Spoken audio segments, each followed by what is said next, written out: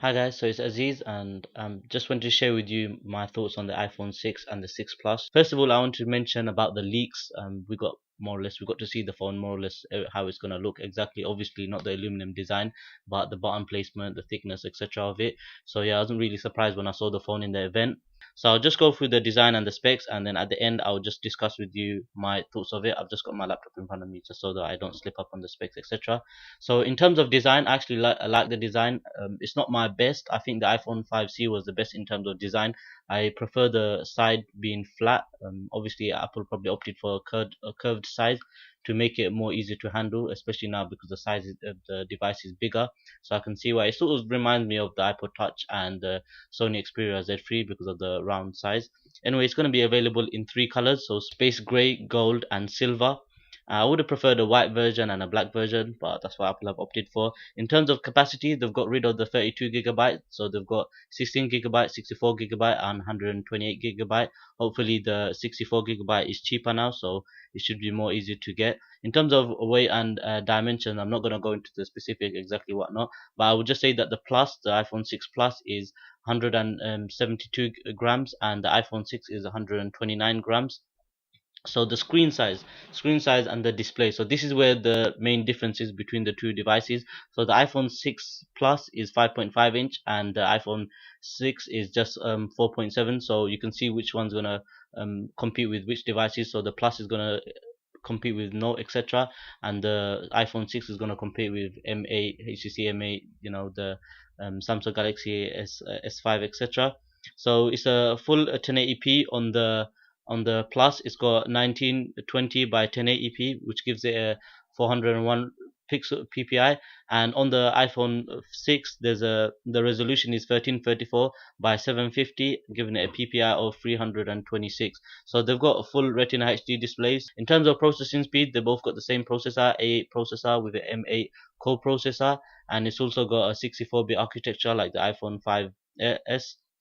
So what that just means, if you're the average user, it means it should be faster now, lag free, more power efficient, etc. In terms of camera, this is where I'm slightly disappointed. I did expect more megapixels at the front, at the back. So they both got the exactly same camera with a slight difference. So they both have a 8 megapixel camera, f2.2 aperture.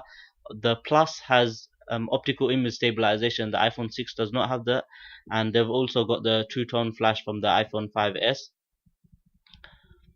The video recording, in terms of video recording, it takes 1080p HD recording, so it's got 30 frames per second and a new 60 frames per second, which weren't available from the iPhone 5S and previous models. And it's also got a great slow motion feature now, so it used to take 120 frames per second, and now it's also got 240 frames per second on both of the devices.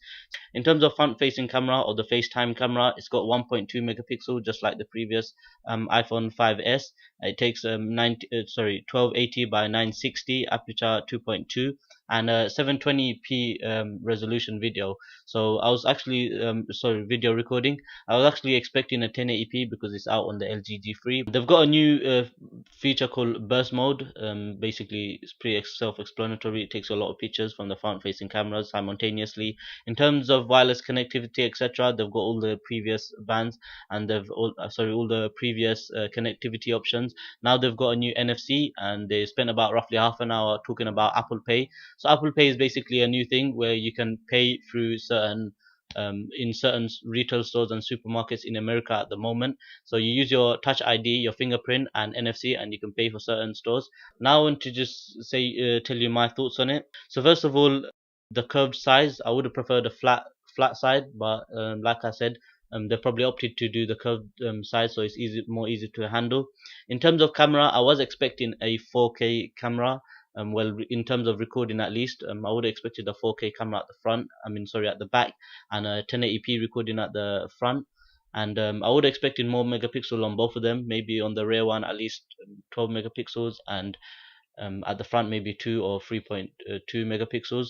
One thing I really like to mention is the fact that the camera kind of sticks out a bit.